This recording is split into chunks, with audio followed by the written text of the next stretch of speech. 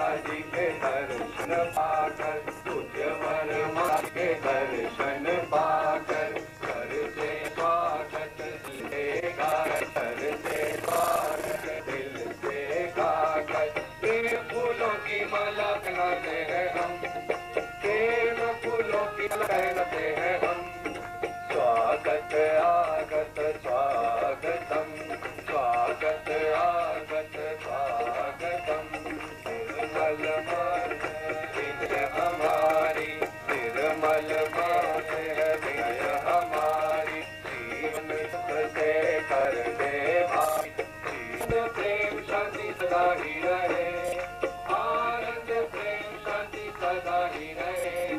स्वागत आगत स्वागत सब करते स्वागतम, सब करते स्वागतम।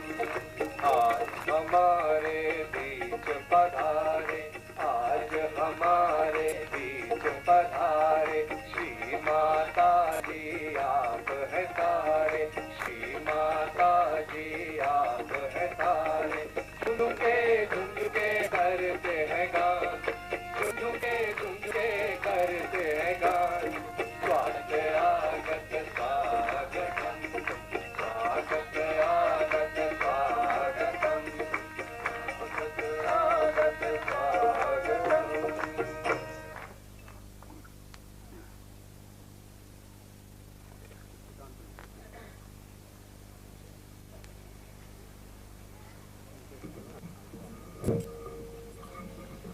श्री माता जी, हम सब आपका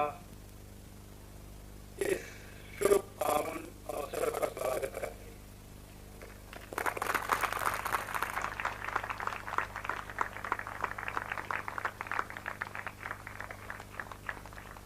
हैं। ये हम सब लोगों का सौभाग्य है।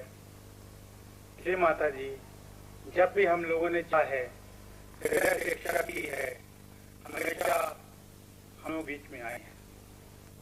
कि शास्त्रों में लिखा हुआ है कि जो भक्त चाहता है भगवान उसको वैसा ही देता है। हम लोगों ने जब भी श्री माता जी से कुछ भी मांगा है वैसा हमेशा हमको मिला है। हकीकत ये है श्री माता जी की, हम लोग कुछ मूर्ख हैं। हम लोग जो मांगते हैं आप उससे ज्यादा दे देती हैं। हम लोग यही नहीं जानते कि हम क्या आपसे मांगे। आपने हमको इतना प्यार दिया, इतना सब दिया, जो कुछ हम सोच सकते हैं वो कुछ आपने दिया श्री माता जी। हम सब लोग हृदय से आपके बहुत आभारी हैं और यही प्रार्थना करते हैं कि समय समय पर आप हमको मार्गदर्शन देती जाइए।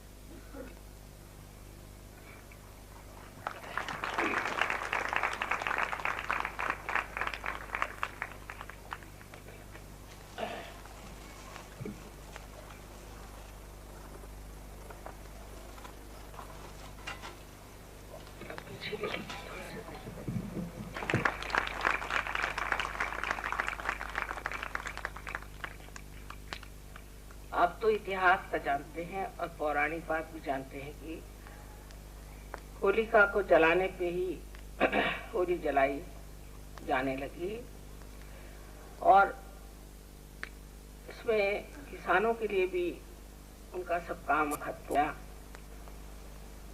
और ये सोच करके कि अब सब कुछ जो कुछ बोया था उसका फल मिल गया, उसको बेच बाच करके आराम से अब बैठे हैं तो थोड़ा सा उसका आनंद भोगना चाहिए। पर इससे भी पहली बात यह है कि होली की शुरुआत जो थी,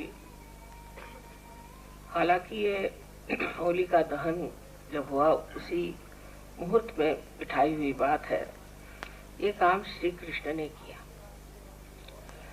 क्योंकि श्री राम जब संसार में आए तो श्री राम ने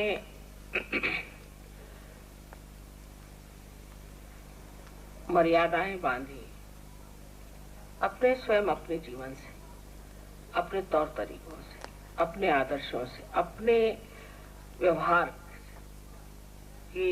मनुष्य जो है मर्यादा पुरुषोत्तम की ओर देखें। ये मर्यादा पुरुषोत्तम जो है, ये एक चरित्र, एक महान आदर्श हम लोगों के सामने रखा गया कि जो राज्य करता है, जो राजा है, वो हितकारी होने चाहिए, जिसे कहा है। वो आदर्श स्वरूप हमारे श्री राम इस संसार में है और इतना बड़ा आदर्श उन्होंने सबके सामने रखा कि लोगों के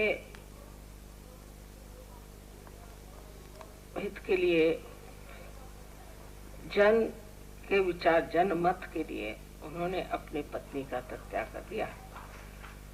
हालांकि उनकी पत्नी साक्षात महालक्ष्मी थी, वो जानते थे कि उन्हें कुछ नहीं हो सकता, तो भी लोकाचार में दुनिया के सामने उन्होंने अपनी पत्नी को त्यागा कि जिससे लोकमत हमारे प्रति विक्षुब्ध न हो और लोकमत का मान रहे। लेकिन वर्तमान काल में हम देखते हैं कि हमारे यहाँ लोकमत का जरा भी विचार नहीं किया जाता। लोग बिल्कुल निर्लज्जता से राज्य करते हैं और उसके प्रति ध्यान नहीं देते। उसकी वजह यह है कि मर्यादा पुरुषोत्तम के बारे में ही लोग जानते नहीं, या जानते हैं तो उसे समझते नहीं, और समझते हैं तो भी उसे अपनाते नहीं कि ये कितनी आवश्यक बात है कि जो राज्य करते हो वो अपनी मर्यादाओं में रहें, अपने को मर्यादाओं से बांधें, और तभी सारा संसार जो है उस मर्यादाओं में बांधा जाएगा। लेकिन राज्य करते ही अगर किसी मर्यादा के बगैर, किसी आदर्शों के बगैर या किसी विशेष तरह की प्रणाली के बगैर करना चले तो समाज तो घातक होगा ही, और सबसे ज्यादा जो राजकीय और विश्व बंधुत्व है वो सारा ही नष्ट हो जाए।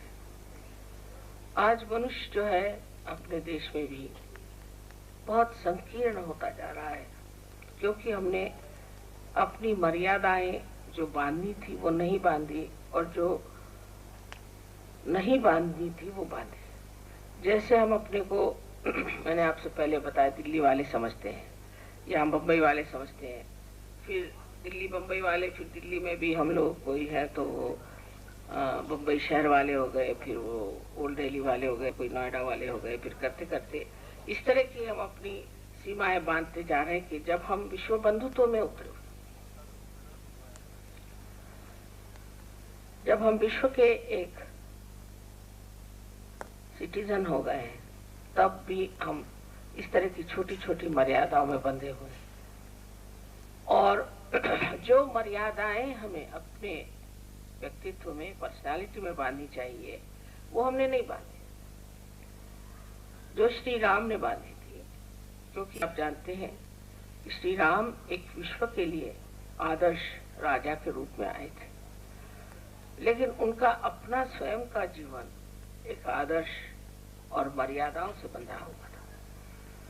तो जिन मर्यादाओं को हमने बांध रखा है उससे तो हम शुद्र हो जाएंगे, छोटे हो जाएंगे, संकीर्ण हो जाएंगे।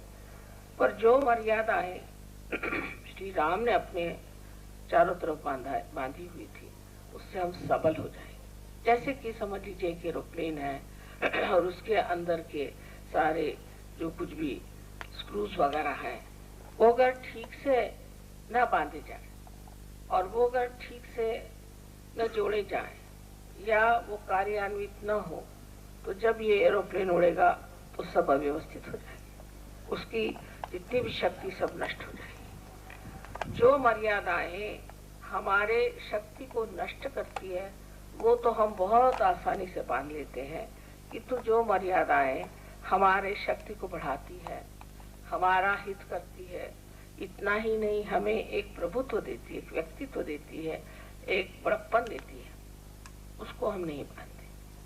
यही एक बड़ा भारी दोष हमारी सूझबूझ का और विचार का है।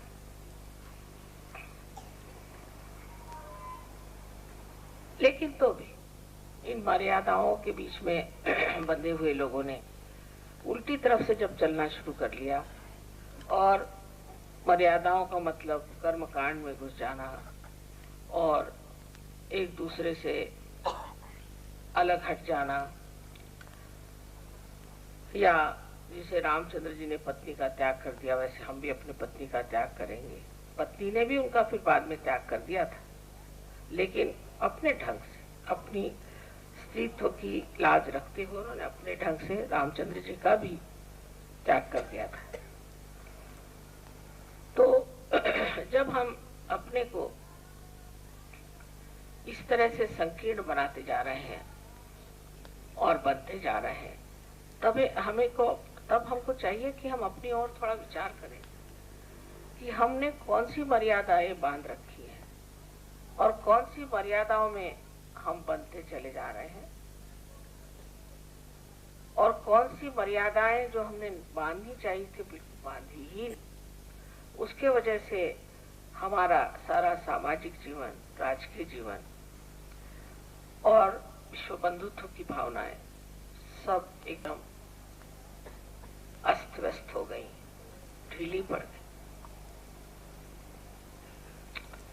लेकिन जो मर्यादाएं श्री रामचंद्र जी बांधे थी, उससे इसी तरह की मर्यादाएं लोग जो बांधने लगे, जिसे मैंने आपसे बताया, और इसी तरह से कर्म कांडों में आदि में जब वो जाने लगे, और धर्म माने एक बड़ी भारी कोई न कोई ऐसी चीज की जिसमें आप हंस भी नहीं सकते, बोल भी नहीं सकते, आप उपास करिए, तपास करिए, इस तरह के जो उस वक्त के ब्राह्मणाचार थे और जो पंडितों ने इस तरह की गलत चीजें सिखा दी कि यही धर्म है। धर्म का मतलब है आप कर्मकांड करो, इसमें पैसा दो, उसमें पैसा दो, और गंभीरता से रहो, हंसो मत, बोलो मत, किसी से मिलो मत, एकांत में रहो। इस तरह की जो धारणाएं लोगों ने बना ली, उसको तोड़ने के लिए श्री कृष्ण ने जन्म लिया। वो श्री राम स्वयं साक्षात श्री कृष्ण थे, उन्होंने जन्म लिया और उन्होंने फिर कहा कि सारा कृष्ण बन के आए, तब उन्होंने लीलाएं रची और सारे संसार में लीला का प्रचार किया। दूसरी बात ये कि श्री राम ने जन की गहराई को किस तरह से छूना चाहिए, इसमें भी खेल रचा।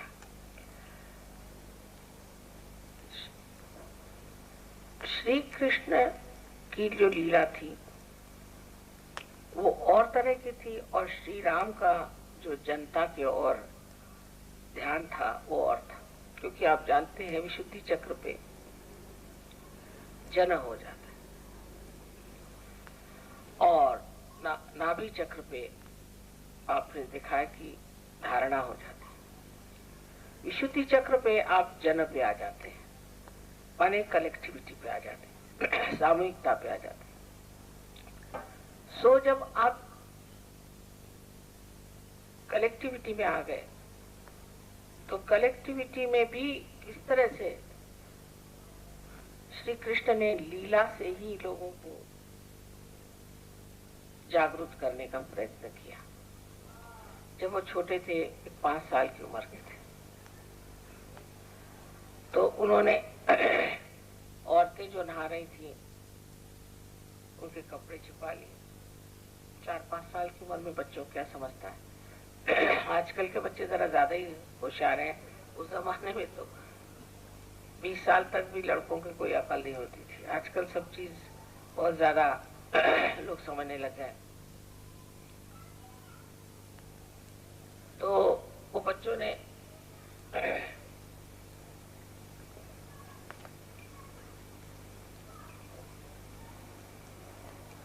उस जमाने के बच्चों ने जैसा जीवन बिताया, उस दृष्टि से देखा जाए तो श्री कृष्ण तो बिल्कुल ही आजकल की एक समझ लीजिए 1 महीने के बच्चे के बराबर होंगे।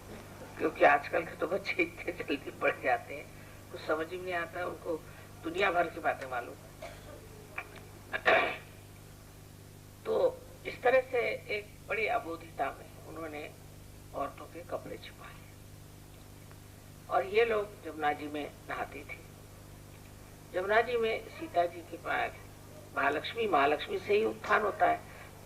महालक्ष्मी तत्व से ही आप लोग अपने सहयोग में जो कुछ प्राप्त कर चुके हैं वो प्राप्त किया। तो उनकी पीठ पर ऊपर बैठ करके वो देखते थे किसी तरह से इनकी जागृति करे, दृष्टि इनकी पीठ पर रखते थे।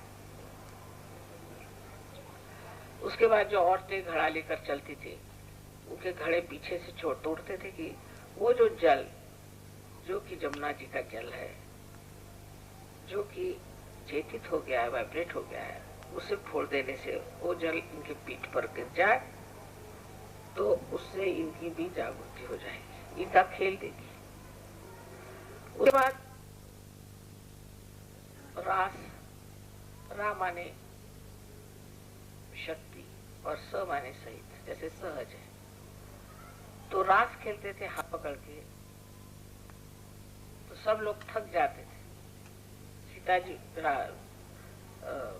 श्री राधा जी कहती थी मैं तो थक गई, रा फिर वही शक्ति की धारणा करने वाली।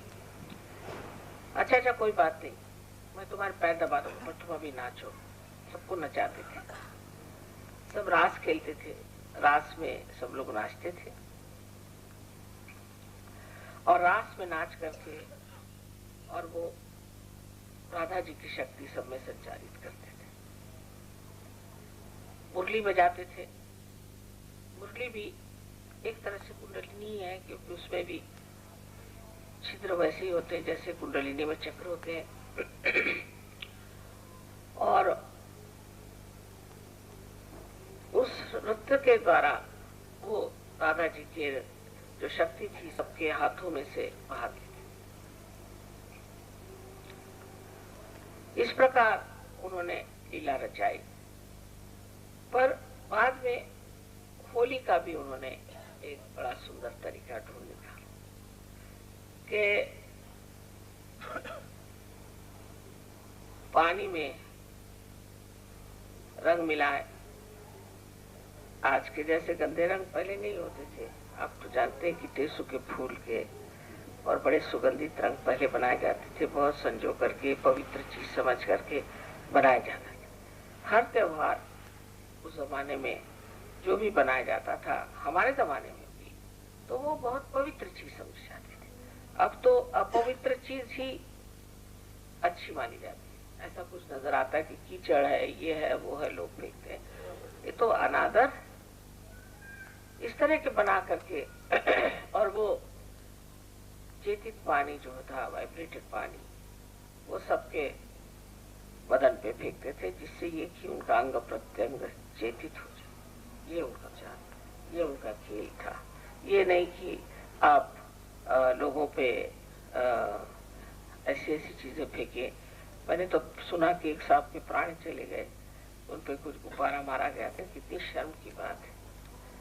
जो चीज सुंदर से सुंदर भी किसी भी अवतरण में बनाई गई, उसका किस तरह से प्रयास करना चाहिए, उसको किस तरह से कबाड़ा करना चाहिए, उसको किस तरह से बिल्कुल ही निम्न स्तर की चीज बनानी चाहिए, ये सिर्फ इंसान से नहीं हो सकता, जानवर भी नहीं कर सकता। इंसान को ये खास चीज है कि वो पता नहीं इनको डर जाता। रंग खेलते खेलते रंग खत्म हो गया तो उन्होंने कीचड़ उठा लिया, कीचड़ खत्म हो गया तो गोबर उठा लिया, गोबर खत्म हो गया तो दाल उठा लिया। जो चढ़ गया, अरे किस चीज की होली हो रही है, उसका तत्व ही खत्म कर देना। और उसकी सारी जो सुंदरता है कि इसे हमारे आपसी प्रेम को बढ़ावा मिले, जन के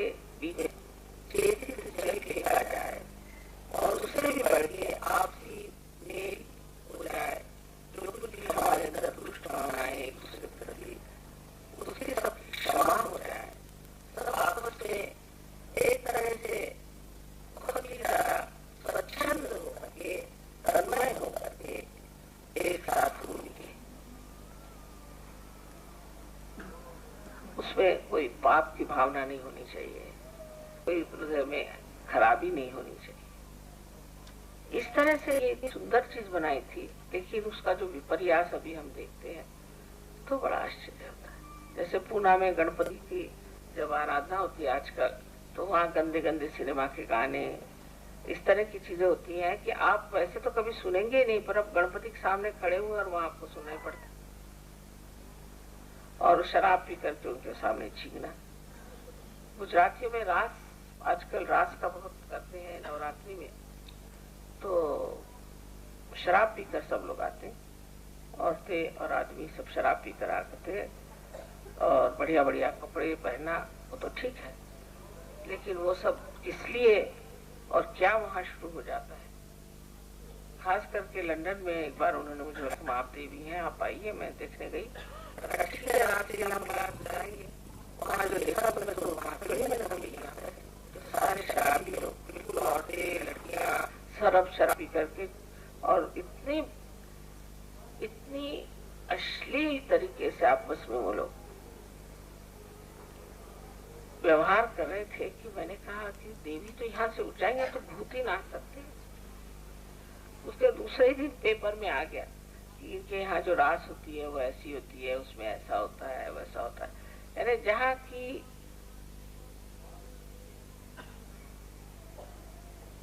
पाश्चिमात्य लोग जहाँ पर कि जिस काम को करने में लज्जित हो जाए, माने वो तो बहुत ही नैतिकता के स्तर पे अपने से बहुत कम है, वो भी जहाँ लज्जित हो जाए, ऐसे काम वहाँ हिंदुस्तानी करते हैं रास। ये बहुत शर्म की बात। अब वो रास का तो मजा गया, मुझे तो इतना दुख हुआ, मैं रात भर सोचती रही कि क्या ये हिंदुस्तानी यहाँ आकर के और प्रदर्शन कर रहे हैं। दूसरे दिन वही पेपर में आया, ये सिर्फ अनैतिकता का एक बहाना है कि रास मिला रहे। तो जो मर्यादाएं नैतिकता की और प्रेम की, आदर की, ये छोड़ करके आप होली खेलेंगे तो उस होली का अर्थ यही होता है कि कोई एक बहाना ढूंढ लिया जिससे आपके अंदर छिपी हुई जो बंदियां हैं उसे आप निकाल रहे हैं, तो उसकी शोभा ही अशोभनीय सामने वाले बड़ा ही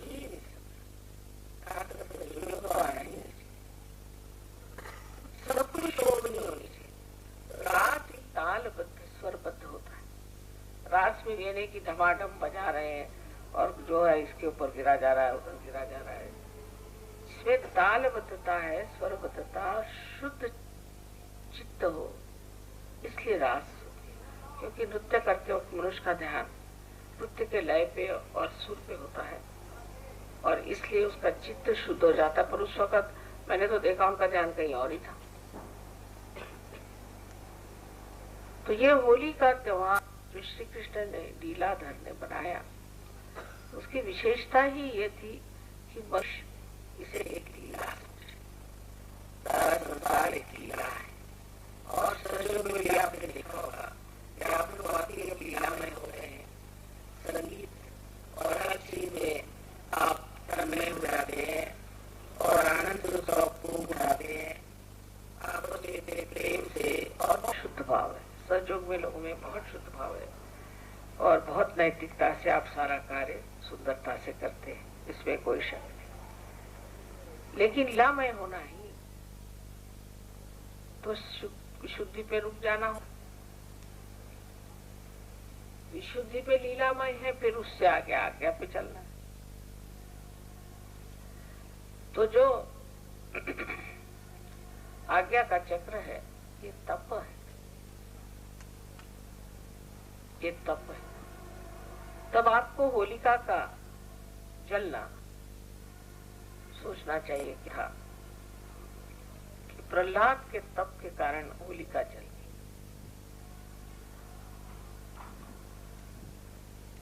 तो हम भी तप में आगे बढ़े, क्योंकि विशुद्धि तक तो हम लोग आ गए, समझ लीजिए कि सब आपस में प्रेम से रहते हैं। अब ये भी पता नहीं है कि नहीं है, थोड़ा सा उसमें भी मुझे शक है।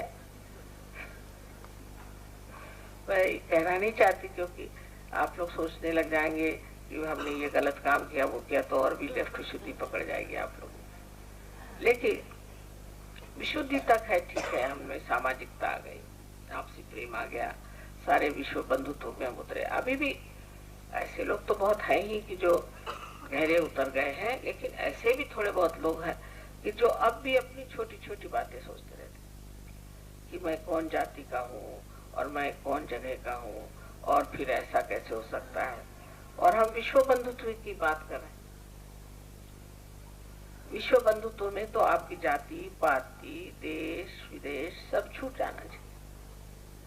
वो जो झूठी मर्यादाएं बनी हुई, अगर आज आप अमेरिका में पैदा होते तो आप अमेरिकन हो जाते, आप यहाँ पैदा होते तो हिंदुस्तानी हो। इसका मतलब ये नहीं कि आप हिंदुस्तानी हो गए तो अमेरिका या कहीं विदेश के लोगों से आप में रिश्ता नहीं है। आप सभी एक ही माँ के बेटे बेटियां हैं, इसलिए विश्व बंधुत्व में उतरे हुए। तो पहली तो बात ये सोचना चाहिए कि हमने विशुद्धि भी लांघी है या नहीं। जब हम होली खेल रहे हैं तो मर्यादा में है। अभी किसी ने पूछा था कि माँ क्या औरतों के साथ आदमियों को होली खेलनी चाहिए। मैंने कहा वैसे तो कुछ भी करें, लेकिन सहयोग में नहीं, क्योंकि भाई बहन में होली नहीं खेली जाती। भाई बहन में होली नहीं खेली जाती, आप जानते, क्योंकि श्री कृष्ण ने जो हमारी मर्यादा है, जैसे भाभी है देवर है, इनके बीच में एक तरह की मर्यादा ही है। भाई बहन में पूरी मर्यादाएं, देखिए भाई बहन का रिश्ता कितना सुंदर है कि पूरी मर्यादाएं हैं, पूरा प्रेम है, लेकिन भाई बहन कभी एक दूसरे का हाथ पकड़ करके नहीं बैठे। अपने देश की जो विशेष चीज है वो हमारा कल्चर है, हमारी संस्कृति। इधर एक भाई साहब है और बहन है, तो दोनों एक साथ कभी नहीं बैठे, अलग अलग बैठे, लेकिन प्रेम भाई बहन में बहुत ज्यादा होता है। अपने आप वैसे लड़ाई करेंगे आप भाई बहन, बहन को कोई कहे तो मारने को खूने खराबी कर। तो इस प्रेम की जो एक विलक्षण प्रकृति है, एक विशेष प्रकृति है भाई बहन, और वो नैसर्गिक है, निसर्ग से मिली है, कुदरती है। तो भाई और बहन आपसी प्रेम बहुत नितांत श्रद्धा है। लड़ाई भी करेंगे, झगड़ा भी करेंगे, तू मैं भी हो है, बचपन में तो तपाई भी आती है, कोई बात नहीं, पर अंदर से बहुत ज्यादा प्रेम और अत्यंत शुद्ध प्रेम है। और इस शुद्ध प्रेम को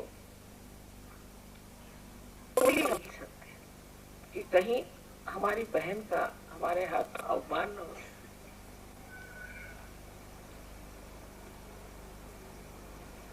भाई भावज है और देवर है, वो आपस में मजाक हो जाएगा, उनके कपड़े फाड़ डालें, कुछ भी करें चल जाता है। वैसे करना नहीं चाहिए, लेकिन उनका रिश्ता और।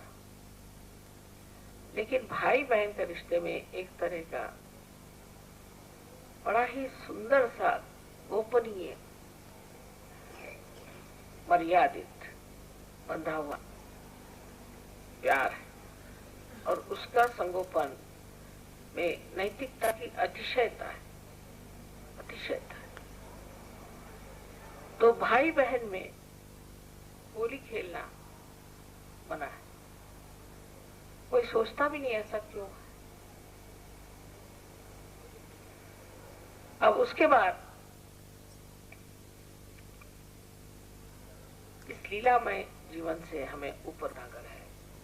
आज ठीक है, कल ठीक है, होली खेल लीजिए, गाना गा लीजिए, नाच भी लीजिए, आज भी नाचिए, कोई नहीं, लेकिन उसके बाद हमें आज्ञा पर उतरना जरूरी है, क्योंकि इस तरह के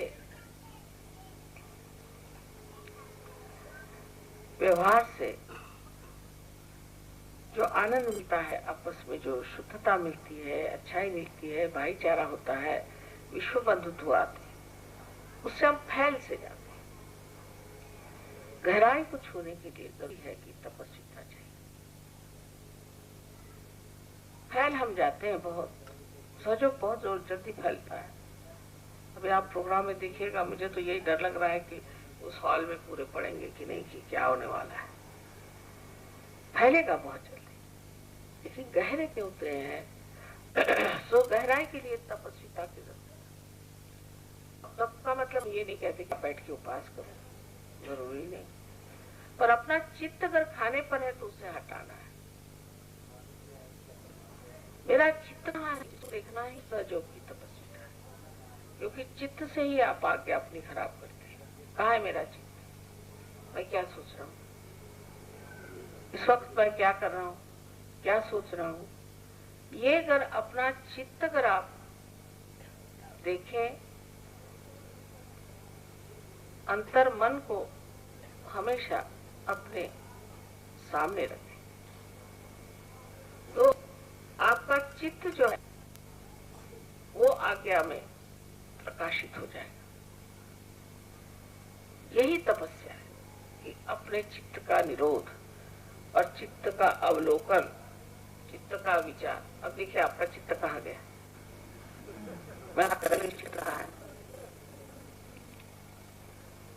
चित्त की बात कर रही है, चित्त कहाँ गया।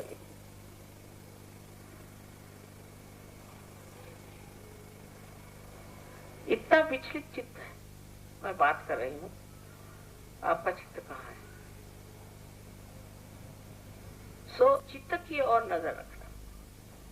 चित्त का निरोध माने जबरदस्ती नहीं, लेकिन अब आत्मा के प्रकाश में अपने चित्त को देखने से अपना चित्त जो है वो आलोकित हो जाता है। एकाग्र होकर के अपना चित्त देखना चाहिए, किसी भी चीज को देखना है। जैसे अब ये खंबा है मेरे सामने, इसमें सुंदर से फूल लगे हुए, अब हर कटाक्ष में निरीक्षण हो जाता है। ये सारा मुझे अब याद है, कहाँ पर कौन सा, कहाँ कितना अंतर रह गया, क्या हो गया, पूरा पूरा चित्र सा बन गया।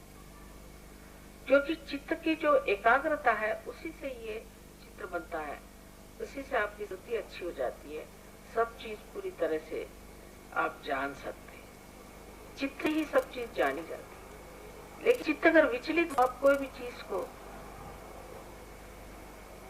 गहराई से नहीं पकड़ सकते, ऊपरी से। हम देखते हैं कि 20-20 साल के लोगों को भी कुछ पूछे, खासकर विलायत में किसी से पूछे कि तुम्हारा नाम क्या, तो पहले वो हूँ, फिर हाँ, फिर ही। अब भाई हमने पूछा तुम्हारा नाम क्या, आपने क्या पूछा, मेरा नाम क्या है, मैंने कहा जी हाँ, मैंने पूछा आपका नाम, हाँ, फिर सोचा मेरा नाम क्या है, फिर क्या कहा आपने, मेरा नाम क्या है। 5 मिनट तो यही नहीं समझ आ रहा मैं क्या कर रहा। भाई तुम क्या ड्रग लेके आई थी क्या, नहीं मैं लेता था। मैंने कहा तुम्हारा जो ब्रेन है उसका तो बिल्कुल मलिदा बन गया, तुमको मैं 5 मिनट पूछ रहे हूँ कि तुम्हारा नाम क्या है, तो तुम हाँ हाँ ही कर रहे। क्योंकि असल में ड्रग से नहीं हुआ इतना, जितना चित्त से हुआ। चित्त इतना विचलित हो जाने से, चित्त हर समय घूमते रहेगा तो कोई चीज जाती रहे। अब देखिए आप, मैं तो हर जगह देखती हूँ, एयरपोर्ट में बात इनसे कर रहे हैं, देख रहे उधर देख रहे, उधर देख रहे, उधर देख रहे, या तो कुछ भी नहीं है।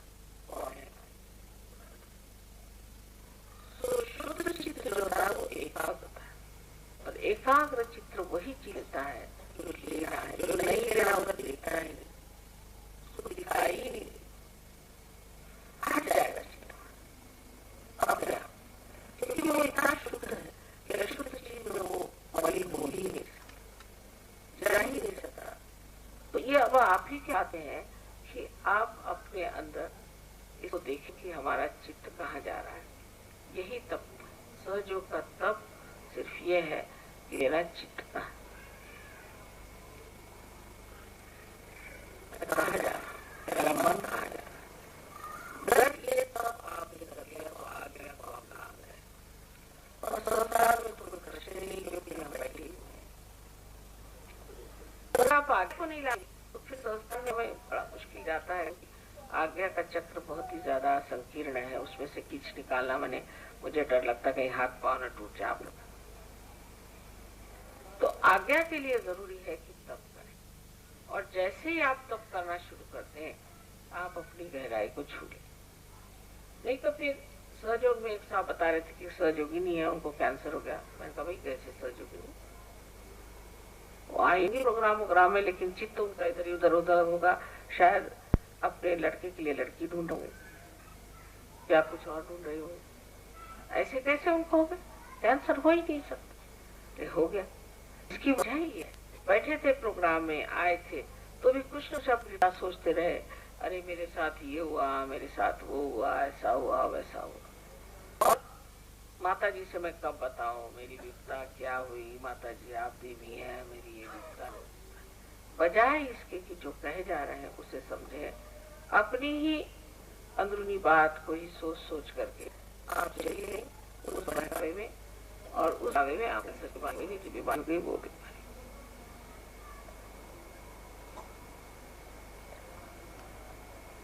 वैसे ही मानसिक बातें, हम क्या सोच रहे हैं, मन में हमारे कौन से विचार आ रहे, सब यही ना कि हम पे ये दुख वो ये पहाड़।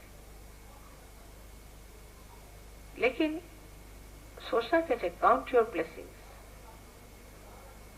अपने पे कितने आशीर्वाद है परमात्मा के। दिल्ली शहर में करोड़ों लोग रहते हैं, कितनों को सहयोग हुआ। हम कोई विशेष व्यक्ति हैं, ऐसे वैसे नहीं कि अपने चित्त को बेकार करें। हमें सहयोग मिला है, इसकी धारणा होनी चाहिए अंदर से, और उस अंतर मन में उतरना चाहिए। उसी से ये जो झूठी मर्यादा है सब टूट जाए। और अगर आप नहीं तोड़िएगा तो किसी न किसी तरह से ऐसे कुछ आपको अनुभव आएंगे कि आप भी टूटते जाएंगे। जिस चीज को आप सोचेंगे ये हमारा अपना है, आप कहेंगे हम दिल्ली वाले, एक दिन ऐसा आएगा कि दिल्ली वाले आपको ठिकाने लगाएंगे।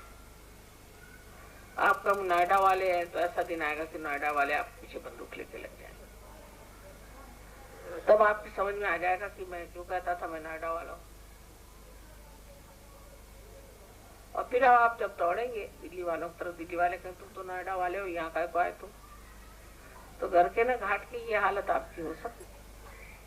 उसकी वजह ये है कि आपका चित्त ही ऐसा है जो घर का ना घाट का। जब तक इस गहराई में नहीं उतरेंगे तब तक आप अपने को अगर सहयोगी नहीं कहे, सहयोगी कहे, तो भी मैं मानती नहीं हूँ इस चीज को। क्योंकि सहयोगी की पहला लक्षण ये है कि वो शांत चित्त होता है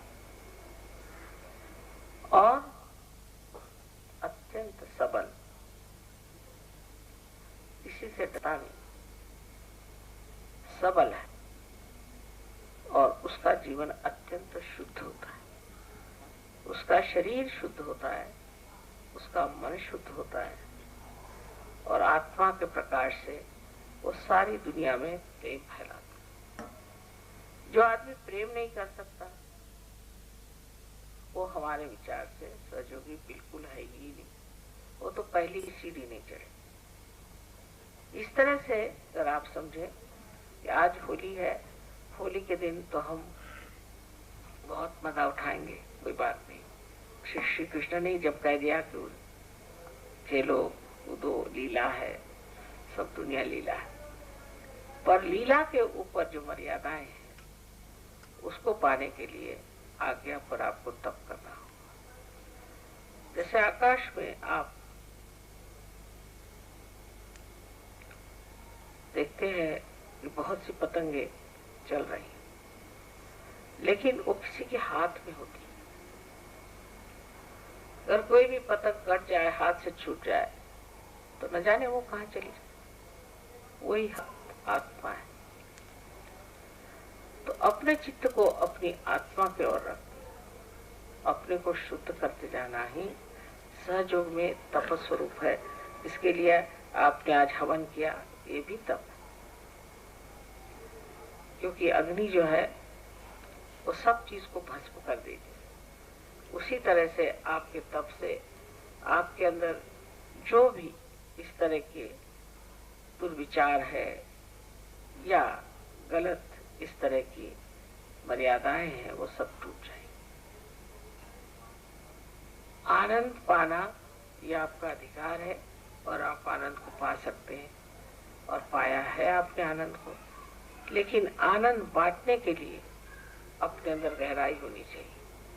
अगर आप गंगा जी में जाएं और इतनी छोटी सी एक कटोरी ले जाएं तो आप कटोरी भर पानी लेके आ जाइए, लेकिन आप जब एक घाघर ले जाएं तो आप घाघर भर के ले आ सकते। पर अगर किसी तरह से आप ऐसा कुछ इंतजाम कर ले कि पूरी समय गंगा जी से पानी बहता है अपनी तरफ, तो आपके चारों तरफ गंगा ही बहते रहे, तो किस स्थिति में आप है वो देखना चाहिए।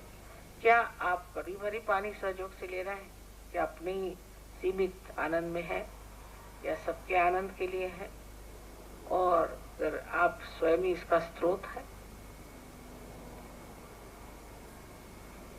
तब आपके समझ में आ जाएगा कि होली मनाने के लिए भी गहराई चाहिए और इस आनंद को भी हमेशा उपभोग लेने के लिए भी गहराई चाहिए। इसलिए आज्ञा का और विशुद्धि का बड़ा नजदीकी रिश्ता है और आप तो जानते हैं कि बाप बेटे का रिश्ता इतना गहरा रिश्ता है। तो गंभीरता से रहना, बेकार में मुंह बना के रखना और रूप झाड़ने के लिए बहुत लोग बात कम करते हैं और कोई लोग बेकार में ही ज्यादा बात करते हैं। इस तरह से दोनों तरह से विशुद्धि खराब हो जाती है। लेकिन दूसरों को सुख देने के लिए अच्छी बात करना,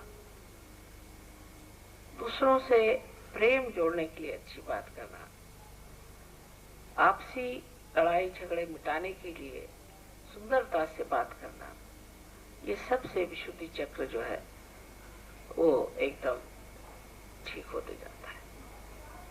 और इस तरह से जब आपका विशुद्धि ठीक हो जाती है तब आप देखते हैं कि जब मैं किसी से बात करता हूँ तो ऊपरी तरह से नहीं हूँ, ऊपरी कर रहा हूँ, अंदरूनी तरीके से नहीं हो रहा, तब आपको ख्याल करना चाहिए मेरी गहराई गहराई से है।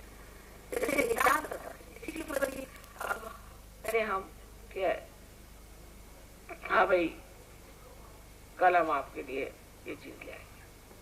और छोटी तबीयत के आदमी या कहना चाहिए कि बहुत ही उथले स्वभाव के आदमी है, वो बस उथले मन से लाएंगे कुछ चीज देगा,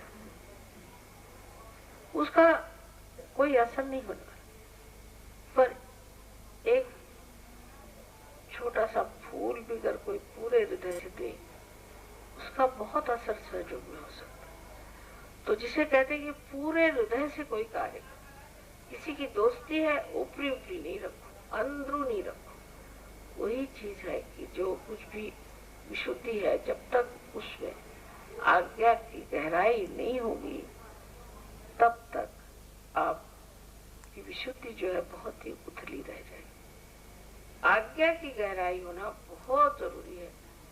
आज्ञा की गहराई मानी ये कि कोई भी विचार करके आपने चीज नहीं करी, उसको कैलकुलेट करके नहीं करते कि मैं आज इनको 1 रुपया दूं तो मुझे मिल जाएगा।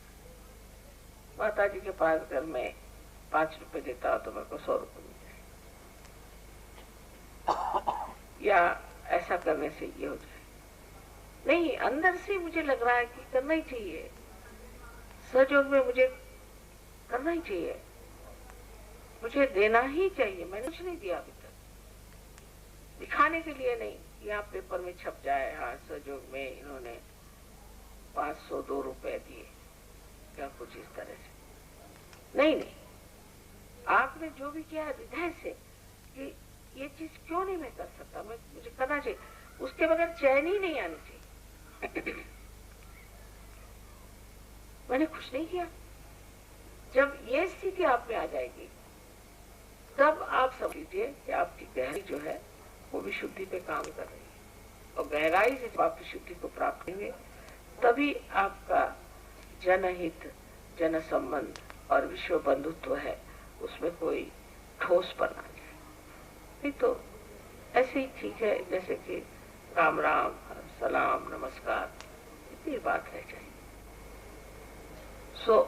आज के इस होली के दिन हमें वो चीजें ना देनी चाहिए जिससे हमारा चित्त खराब जाता है, जिससे हमारा आज्ञा खराब हो जाता है। तो दोनों ही चीज है कि चित्त भी साफ हो जाए और आनंद और बोध में हम लोग होली मनाएं।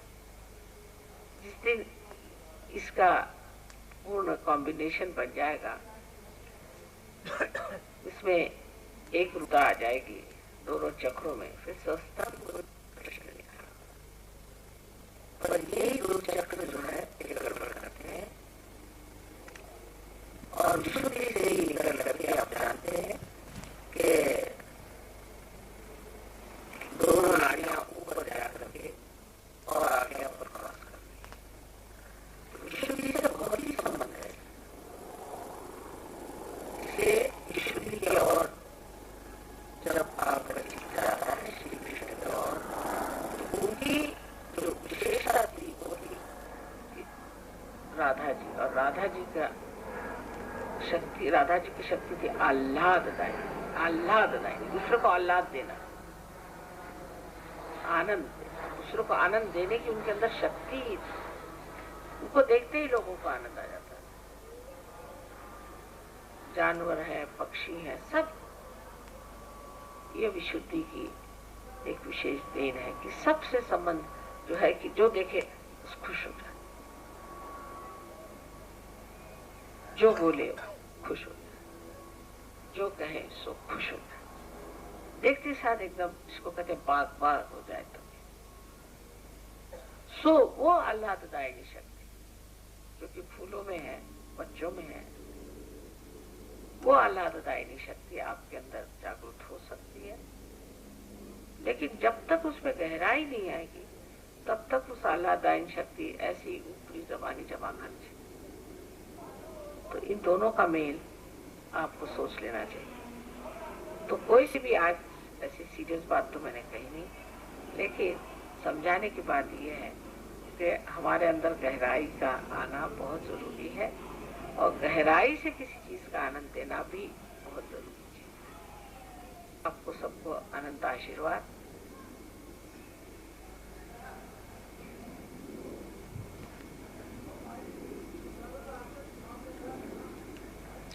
I'm sorry I had to speak in this language, and there are some Yogis from abroad. I wish I could give the whole lecture in English language, but only thing I have told them that this is the Sri Krishna's Leela that he started after Sri Rama's Maryadas that he had shown, and a very serious type of a religious life, and people started making it into a Catholic sort of a nonsense. So Sri Krishna came on this earth, Shama himself was the same personality in different quality, and he preached about the Leela, the play. Now at Vishuddhi, as you know, we are collective and we have connections with others. So he said all this is a Leela, and in a very playful, mirthful way you should deal with others and get friendly with others and create relationships. So this is the Vishuddhi. But the other point I tried to say that the relationship with others, anything, if it does not have depth, if it is superficial, if it is for ego or for some conditioning or some calculations of the mind, it is at a mental level if you are friendly with anyone, or for emotional level if you are friendly with anyone, without any depth in yourself, it can be very temporary and will have no effect whatsoever.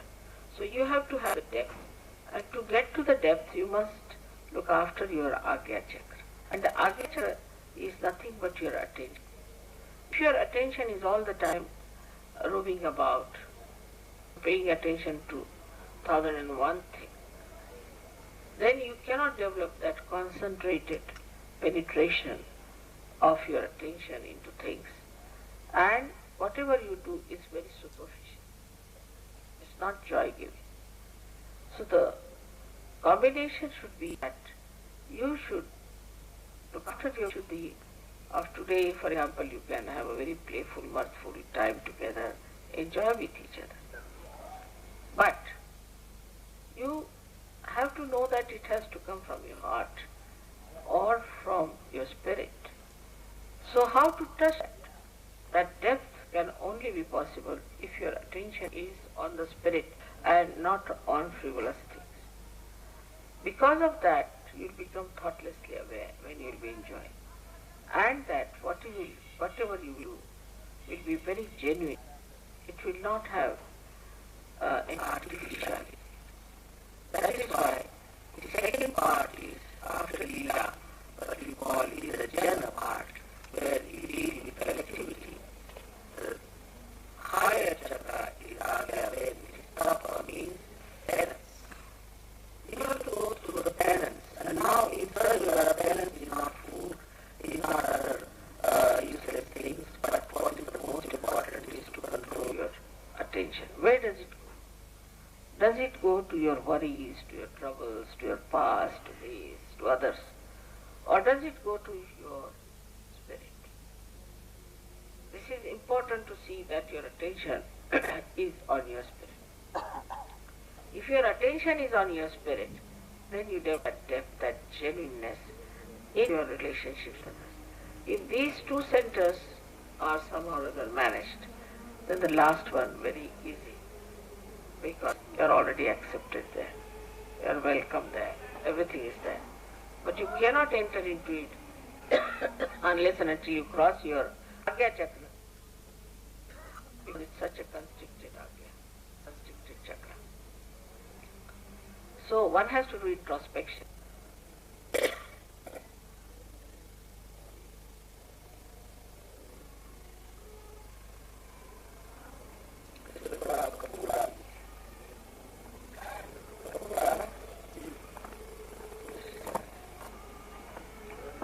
And that introspection is the one in which you watch yourself, not condemn, but watch. Just watch. What am I doing? And this is such a precious time, such an important time to know your worth and to know your value. That you should not waste any time any longer into anything else, but try to touch your depths through introspection. Why am I doing this? What is my life worth? I am a Sajogi, and what I should do. So today when we are enjoying ourselves, we should fully enjoy, because Leela is there, our relationships are pure. As I said, that brothers and sisters never play holy, because their relationship is very different.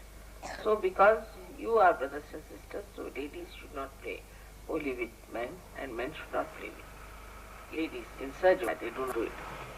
But despite that, where is your attention is to be seen, even when you are playing the holy. How do you play? In where do you get frantic? Like nowadays, it has become such a horrible thing. Holy, all the holiness that was put in holy is burnt out. Nowadays people get rid of their simple methods and have taken to horrible colors, horrible things. If they are not there, and it was just to apply to the Agya, they put the green and the red. Both are the colors. Green is of Bhutatva. So to clear the Ekadasha was green was good, and red is the colors. So that colors were put. And these colors were used with only or dark. But even, at the most, the children now that we put our stomach, hands and things like that is alright.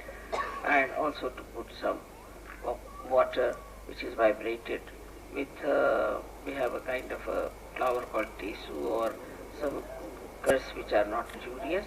It's very good because it was all vibrated, which was the Leela of Sri Krishna to awake people. But when they get frantic, you see, they go to extremes and they finish with their dust, and they will take mud, and they will take cow dung, they will take anything, even the tar, they horrible. It is a kind of an aggressiveness that is expressed. So this is just the juxtaposition of what Sri Krishna wanted. He wanted people to get absolutely absorbed in this play of holy and become thoughtlessly aware. On the contrary, all filth starts coming out, and now people think that holy means abandonment. It cannot be. Abandonment is not the message of holy, because if you have kites in the air, you see, once any kite is cut out, it can go in any place, fall into any place. There is a hand which controls the kite. In the same way, the must control all this play and all this enjoyment. It is very important to understand that it should be enjoyed through Agya's depth. Otherwise, you cannot get to the depth of the enjoyment also. So today is the day to enjoy, but enjoy from your heart everything. May God bless you.